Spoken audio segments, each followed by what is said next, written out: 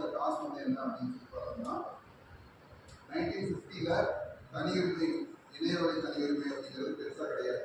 சரிங்களா? ஆனால் அந்த கான்செப்டே கிடையாது. 2000 தான் இந்த கான்செப்டே டெவலப் ஆகுது இல்லையா? 2000 ஆனால் நம்மளோட கான்ஸ்டியூஷனுக்கு அப்பவே வந்து இந்த இதை கொடுத்துருக்காங்க அப்படிங்கும்போது என்ன ஆகுதுன்னா இந்த இடத்துல தனி உரிமைங்கிறத இன்டர்பிரேட் பண்ணுறாங்க. சரிங்களா? இப்போ இருக்கிற சூழ்நிலைக்கு அந்த ஆர்டிக்கல்ல இருக்கக்கூடிய வார்த்தைகளை வேற மாதிரியான விளக்கத்தை கொண்டு வர்றாங்க. இதுக்கு பேர் தான் ஜூரிஸ்ப்ரூடன்ஸ். சரிங்களா? ஜூரிஸ்ப்ரூடன்ஸ் அப்படின்னா சட்ட வார்த்தைகளுக்கு வேற மாதிரியான விளக்கம் அளிக்கிறதுன்னு எடுத்துக்கலாம்.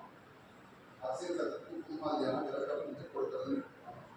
காலத்துக்கு தகுந்த மாதிரி நம்ம அந்த விளக்கங்களை மாற்ற வேண்டிய சூழ்நிலை வரும். அந்த வார்த்தைக்கு முதல்ல இருக்கிற ஒரே ஒரு ஸ்டாட்டிக்கா அப்படியே இருந்துட்டே இருக்காது, மாறும். அதனாலதான் சொல்றாங்க இது ஒரு லிவிங் டாக்குமெண்ட். புரிஞ்சுதுங்களா?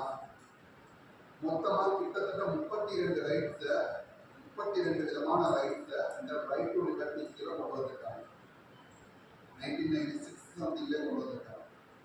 இந்த ஜஸ்டிஸ் புட்டையா கேஸ்ல வந்துட்டு அசாமி கேஸ்ல வந்துட்டு அதை மறுபடியும் என்ஷூர் பண்ணியிருக்காங்க. ரைட் டு பிரைவசிங்கிறதும் அந்த 32 லிபர்ட்டிஸ்ல ஒன்றா வரும் அப்படிங்கிறது.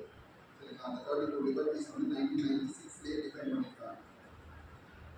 ரைட் டு லிபர்ட்டி அப்படிங்கிறது ஒரு டெஃபினேஷனே இல்லாமல் இருந்துச்சு. அதை வந்து 96 இந்த 32 லிபர்ட்டிஸ் இருக்கு அப்படிங்கிறத சுப்ரீம் கோர்ட் வந்து டிஃபைன் பண்ணியிருக்காங்க. நல்லா தெரிஞ்சுக்கங்க, கான்ஸ்டிடியூஷன்ல இந்த 32 லிபர்ட்டிஸ் அவன் டிஃபைனே பண்ணாரு. அவன் ஜெனரிக்கா லிபர்ட்டி அப்படிங்கிற வார்த்தையோட போயிடுறாங்க. சுப்ரீம் கோர்ட் அதை டிஃபைன் பண்ணலாம். அப்ப என்ன அர்த்தம்? கான்ஸ்டிடியூஷனை டிஃபைன் பண்ற அதிகாரம் யாருக்கு? சுப்ரீம் கோர்ட்ல. சரியா? சரி, இப்போ புரிஞ்சுதுங்களா என்ன எழுதுறதுலாம்? நம்ம எதிர்பார்க்கலாம்.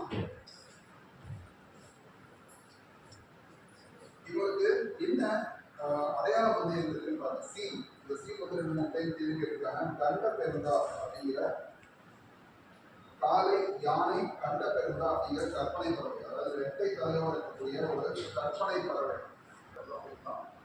தமிழ்நாட்டுக்கு விஜயநகர காலத்தில் நந்தவன் கட்டிடக்கலை இருக்கும். தமிழ் நூல்கள் என்னென்ன எழுதப்பட்டிருக்கிறது பாருங்க. இதுல தமிழ் நூல்கள் என்னென்ன இருக்கு அது ரொம்ப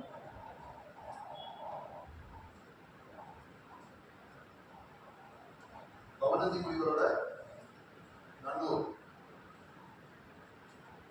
பவனந்தி முனிவரோட நன்னூர். இது இன்னொரு பேர் என்னங்க? நன்னூருக்கு.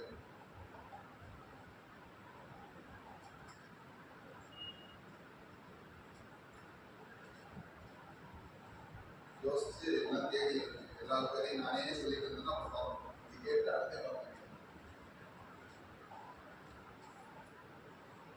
இந்த கட்டமைப்புகள் வந்து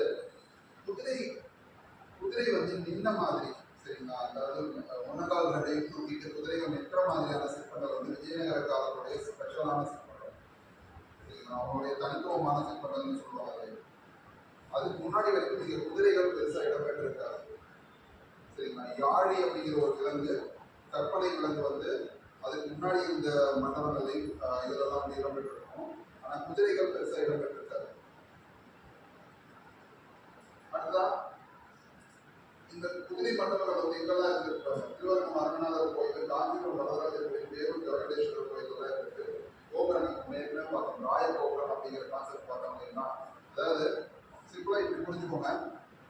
கோவில்கள் இந்த பீரியட்ல முன்னாடி இந்த பீரியட்லாம் என்ன, நாடு வந்து ரொம்ப ஸ்ட்ராங்கா இருந்துச்சு. எல்லைகள் வந்து ரொம்ப ஊருக்கு வெளியில இருந்துச்சு.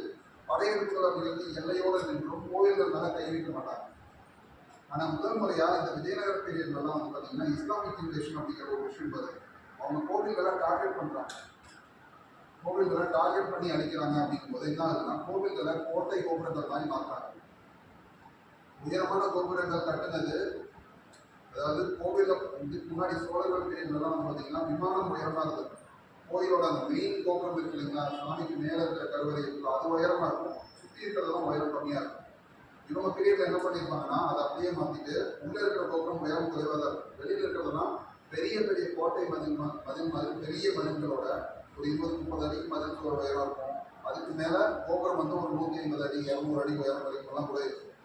என்ன ரீசன் அப்படின்னா, ஏதாச்சும் ஒரு படையெடுப்பு அந்த மாதிரிலாம் வருது அப்படின்னா கோவிலை பாதுகாக்கிறதுக்கு இதை வந்து ஒரு மதில் மாதிரி பயன்படுத்திக்கும், ஒரு அரண் மாதிரி. அப்சர்வேஷன் டவராக தான் அந்த டவர்ஸ் எல்லாம் வந்து கட்டியிருக்காங்க. பார்வை கோபுரங்களாக தான் அந்த கோபுரங்களை கட்டியிருக்காங்க. அது பேர் வந்து ராய கோபுரம் அப்படிங்கிறாங்க. இவங்க கண்டென்ட் வந்து பார்த்தீங்கன்னா நாயக்க மன்னர்கள், சேதுபதி மன்னர்கள் அப்படின்னு